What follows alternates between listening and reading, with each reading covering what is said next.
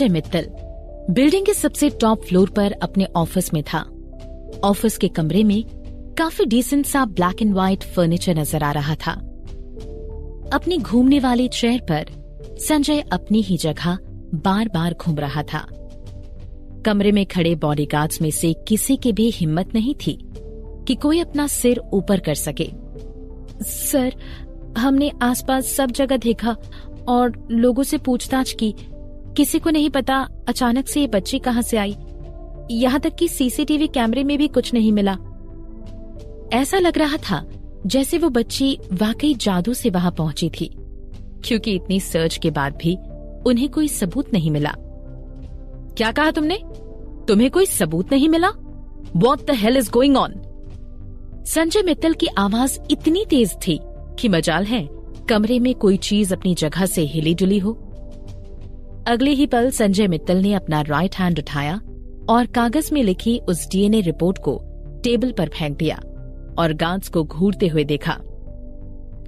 अब इतनी छोटी बच्ची तो वाकई अपने आप चलकर यहाँ तक नहीं आ सकती थी। बाय द वे सर, हमने ये डीएनए रिपोर्ट भी चेक करवाई और उन्होंने भी इस डीएनए रिपोर्ट के असली होने की पुष्टि की है। तो वाकई डॉल की तरह दिखने वाली वो बच्ची संजय मित्तल की ही बेटी थी।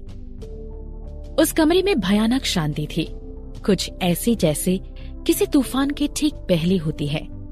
उस तूफान का डर सिर्फ उन एक जोड़ी मासूम आंखों को शायद नहीं था, जो बड़ी ही क्यूट तरह से कमरे में मौजूद हर शख्स को अपनी आंखें इधर उधर मटका कर देख रही थी। 2 साल की वो बच्ची बड़ी ही प्यारी सी थी, जो अब संजय मित्तल की तरफ देखते हुए उसकी तरफ डगमगाते नन्हे कदमों से बढ़ रही थी। उसकी मासूम नजरें जैसे ही संजय मित्तल से टकराईं, उसने अपने छोटे छोटे लिप्स को आपस में जोड़ते हुए मासूमियत से कहा, डैडी। संजय मित्तल के कानों में जैसे ही ये शब्द पड़े, उसे लगा अचानक उसके सीने में कोई गहरा दर्द उभर आया हो। जाने क्यों उसे अपनी बॉडी में अजीब सा करंट फील होने लगा। उसने जब उस मासूम चेहरे को देखा तो पाया वो उसके चेहरे से मिलता हुआ लग रहा था। अगले ही पल उसने अपनी आंखें बंद की और उसके मन में फिर वही अजीब सा सवाल उभरने लगा, आखिर ये बच्ची कौन है और आखिर ये यहाँ आई कैसे? अपने दिमाग में आते हुए कई इमोशंस को रोकते हुए उसने फ्रस्ट्रेशन में अपनी गर्दन इधर उधर घुमाई। तभी अचानक उसके सीने की तरफ उसे महसूस हुआ कि प्यारा सा घुंघराले बालों वाला सिर उसकी तरफ बढ़ रहा था, जिसे देखकर लगा शायद उसे कुछ चाहिए था। डैडी, तुम, बच्चे के मुंह से आवाज निकाली। संजय मित्तल को अपनी बॉडी जैसे बर्फ की तरह जमता हुआ महसूस होने लगा। जाने क्यों अगले ही पल उसने नीचे की तरफ झुककर देखा। इससे पहले कि वो कुछ रिएक्ट करता, उसने देखा कि वो मासूम सी बच्ची अब उसकी गोद में चढ़ने की कोशिश करते हुए बार बार उसकी उंगलियों को काटने की कोशिश कर रही थी। आउच! 2 साल बाद। ड्राइवर, यही हॉस्पिटल के पास ही रोक दो। कार रुकी तो अर्पिता कार से बाहर निकली और धीमे कदमों से चलते हुए वो रजिस्ट्रेशन काउंटर की तरफ बढ़ी। उसने हाथ में एक केक पकड़ा हुआ था, जो खुद उसने ही बनाया था। Hi, I am looking for doctor Abhishek from neurology department. Excuse me, please रास्ता दीजिए, सामने से हटिए प्लीज। तभी हॉस्पिटल के मेन एंट्रेंस से कुछ लोग बड़ी तेजी से उसकी तरफ बढ़ रहे थे। What happened? एक रोड एक्सीडेंट का केस है। कुछ लोगों ने जैसे तैसे घायलों को हॉस्पिटल पहुंचाया है। इमरजेंसी केस है, सबकी हालत खराब है। सबसे बुरी हालत तो एक छोटी सी बच्ची की है। एम्बुलेंस से निकले पहले डॉक्टर ने वहां खड़े नर्सेस को सिचुएशन समझाया। एक्सीडेंट के बारे में सुनकर अर्पिता का सर चकराने लगा। एक 4 साल की बेबी स्ट्रेचर पर लेटी हुई थी। उसने व्हाइट कलर का सुंदर सा ड्रेस पहन रखा था, जिस पर अब ढेर सारा खून लगा हुआ था। उस मासूम बच्ची का चेहरा जैसे किसी सफेद कागज की तरह और उसका शरीर किसी बॉल की तरह गोल मुड़ा हुआ नजर आ रहा था। हालांकि अर्पिता अभी तक उस बच्चे की पूरी कंडीशन देख भी नहीं पाई थी कि उसके सीने में एक अजीब सा पेन हो रहा था। वो वहीं एक चेयर पर अपना सर हाथों से ढककर बैठ गई। इस बच्ची का ब्लड ग्रुप AB नेगेटिव है और हॉस्पिटल के ब्लड बैंक में ये ब्लड अवेलेबल नहीं है। क्या यहाँ पर किसी का ब्लड AB नेगेटिव है? Please help the child. अचानक भीड़ में से किसी ने निकल कर कहा। उसके फेस के एक्सप्रेशन से ये साफ जाहिर था कि ब्लड की इमीडिएट जरूरत थी। हमारे पास समय कम है, इतनी जल्दी ब्लड का इंतजाम कैसे होगा? ऐसे इसे नहीं मरने दे सकते, हमारे पास वेस्ट करने के लिए 1 सेकंड भी नहीं है। कुछ डॉक्टर्स आपस में बातें कर रहे थे। अर्पिता अचानक से अपनी जगह खड़ी हुई। उसकी आंखों के सामने अब भी वो दर्द भरा चेहरा नजर आ रहा था जो उसने अभी थोड़ी देर पहले ही अपनी आंखों से देखा था। एक्सक्यूज मी डॉक्टर, मेरा ब्लड AB नेगेटिव है, क्या मैं कुछ हेल्प कर सकती हूँ? कुछ देर बाद नर्स ने अर्पिता का ब्लड चेकअप किया और उसने एक छोटी सी नीडल उसकी दाहिने हाथ की वेन में इंसर्ट किया। ब्लड डोनेशन का प्रोसेस बहुत फास्ट किया गया। थोड़ी देर बाद नर्स ने अर्पिता की बाह से नीडल निकालते हुए कहा, मिस अर्पिता, ब्लड डोनेट के बाद आप थोड़ा रेस्ट करने के बाद ही कहीं जाएं। जी जरूर। वैसे वो छोटी बच्ची कैसी है, क्या मैं उसे देख सकती हूँ एक बार? अर्पिता ने कॉटन का टुकड़ा वेन में दबाते हुए पूछा। नर्स ने अर्पिता की तरफ अजीब तरह से देखकर कहा, उसके लिए पेशेंट की फैमिली से परमिशन लेनी पड़ेगी। नर्स बच्चे के बारे में बहुत ज्यादा नहीं जानती थी।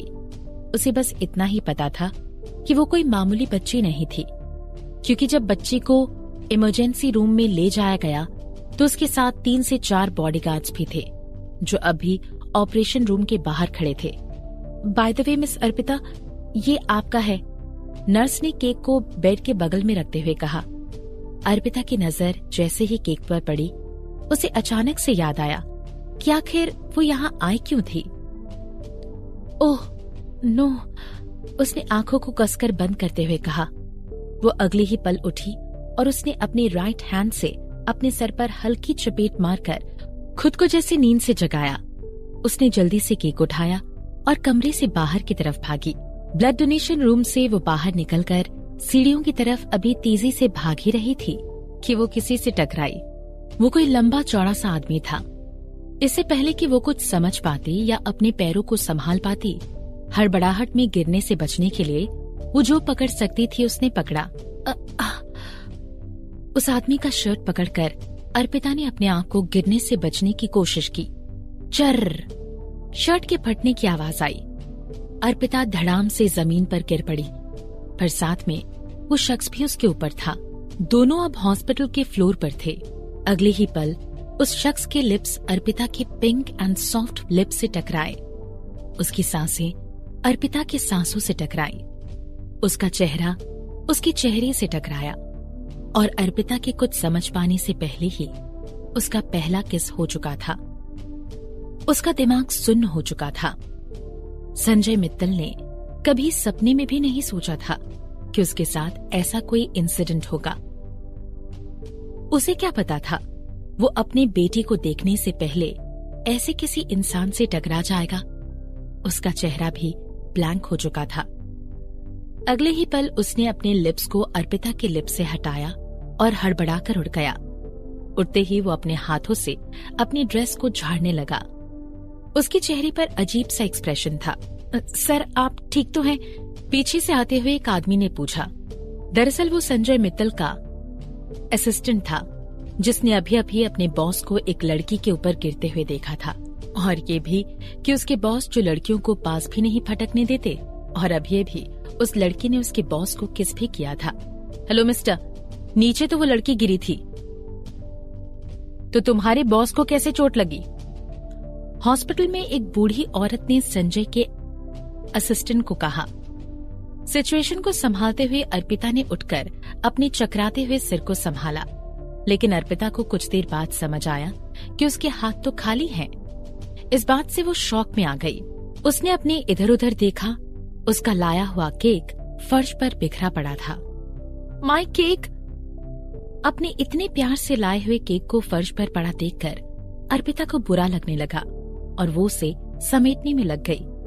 इतनी बुरी तरीके से गिरकर उसके केक ने अपनी पहचान ही खो दी थी।